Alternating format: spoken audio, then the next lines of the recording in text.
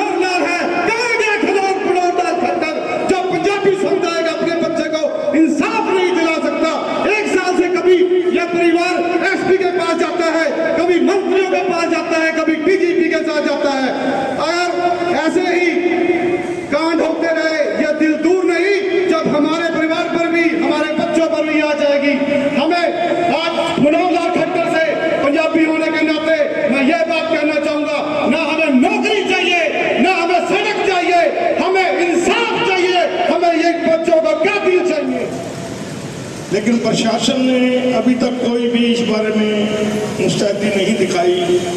हम भी गए थे तब यही बात थी जो मास्टर जी ने कहा कि 2 दिन में 4 दिन में ये हमारे पास है।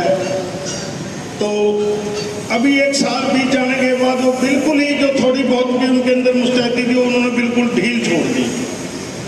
तो साथियों, जो आज हम लोग इकट्ठे हुए हैं ये प्रशासन को जगाने के लिए इकट्ठे हुए हैं। सरकार कोई भी हो, किसी की भी हो, उस बात का मतलब नहीं, लेकिन ये धन से इस परिवार को विश्वास दिलाता हूँ कि हम सभी पार्षद आपके साथ हैं। जहाँ भी जरूरत हो हम जाने के लिए तैयार हैं। धन्यवाद। सड़क खोलो, गलबात अपनी अधिकारियों नाल होगी, लीड करो, कमेटी बनाओ। जिवें दस्सिया कि नवल जी ने एक कमेटी बनाई है 11 मेंबरां दी, 21 दी, 31 दी। ईमानदार लोगों को उन्हां च चुनो। राजनीति नूं मैं कहूँगा, क्योंकि साडी राजनीति नाल जमदी नहीं। जे राजनीति वाले का तुहानूं लगदा होवे भी बीजेपी वाले, जेजेपी वाले, आम आदमी पार्टी वाले जां कांग्रेस वाले ये काम करवा लणगे तां जग्गा जी की चोरी 4 महीने पहलां फड़ी जांदी ते होर भी कई काम ने, जिवें मोटरसाइकिल चोरी होए ने जाखल चों। जिवें हुण बाई ने दस्सिया गड्डी फतेहाबाद चों चोरी हो गई, गड्डी साडी भी चोरी हुई थी ढमाणे डीएसपी दफ्तर के सामने 41वें दिन वो गड्डी असीं चानपुरे लैके बड़े थी, नाल 62 मोटरसाइकिल, 32 साधन होर ट्रैक्टर वगैरह, ट्रालियां वगैरह, गड्डियां वगैरह। मिलता सब कुछ है, मिलू इंसाफ बाई नूं भी, पर उन्होंने जिहड़ा कंट्रोल करूगा, लीड करूगा, राजनीतिक बंदे ना होण उच, क्योंकि राजनीतिक बंदियां नूं सिर्फ सानू अपने तक हुंदी है, सानू इंसाफ तक दी नहीं हुंदी। जिवें तुहानूं उत्ते दस्सिया भी बाहर आके कहता खड़े हो चलो, सानू कुछ नहीं पता लग्या भी की गल हुई है और की बात हुई है। किसान संगठन ने समर्थन करिया, किसान संगठन आया जरूर, पर किसान संगठन नूं ये नहीं पता भी समझौता साडा की होया उरे। जिवें परिवार खड़ा हो गया, कांग्रेसी खड़ा होकर अपना घरां नूं चल गए। इसे तरह जिवें चौक च बड़े बारे ने तुहानूं शर्म आनी चाहिदी है। जे तुसीं सानूं इत्थे इंसाफ नहीं दिला सकदे, जिहड़ा तुहाडा काम है, जिवें दस्सिया पहले किसी भाई ने भी इन्हां दा काम है पुलिस दा, मंत्री दा, नेतावां दा, सरकार दा, पर वो अपना काम भुल्ले बैठे ने। वो चाहते ने जी आओ हाजिरी लगाओ, काजू बदाम खाओ, जाओ काम करो, ना करो। 10 लाख मंदिर नूं देता, असीं बल्ले बल्ले हो जाती है। साडे इत्थे धर्म स्थान नूं देता, गुरुद्वारे नूं 5 लाख देता जी, जय जयकार है।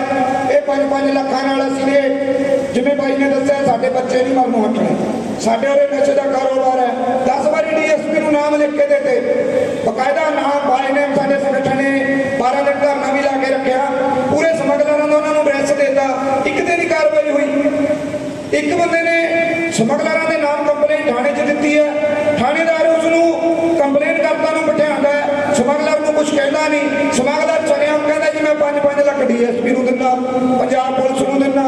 सारियां गल्लां सच्चियां ने, कुछ नहीं झूठा है। राजनीति ने बेड़ा गर्क करिया।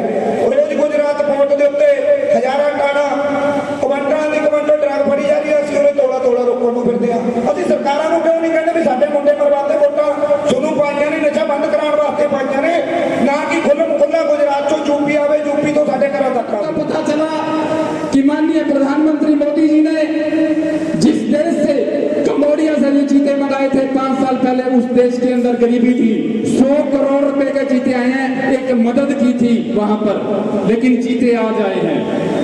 पूरा मामला सोशल मीडिया पे फैलता रहा, किसी को पूरी बात पता थी, किसी का अधूरी।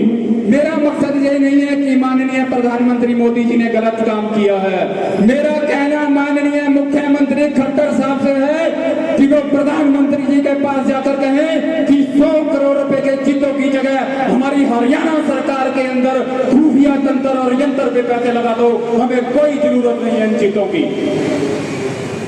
क्यों इकट्ठे हो रहे हैं हम यहाँ पे?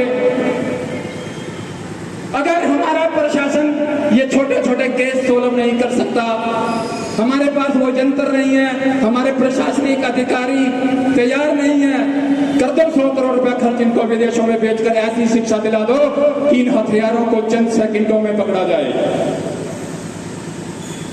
इंसाफ की लड़ाई दोस्तों लड़नी पड़ती है। परिवार के लोग रहेंगे जो पीड़ित परिवार है, तो मेरा अनुरोध है एक बार आगे, सबसे आगे पीड़ित परिवार के लोग आ जाएं, जो भी पीड़ित परिवार के लोग हैं वो आगे आ जाएं। और उसके बाद इस तरफ से, हाँ जी, हाँ, एक बार जितने भी लोग हैं थोड़ा सा व्यवस्थित होकर हम लोग चलेंगे यहाँ से आगे। माताएं बहनें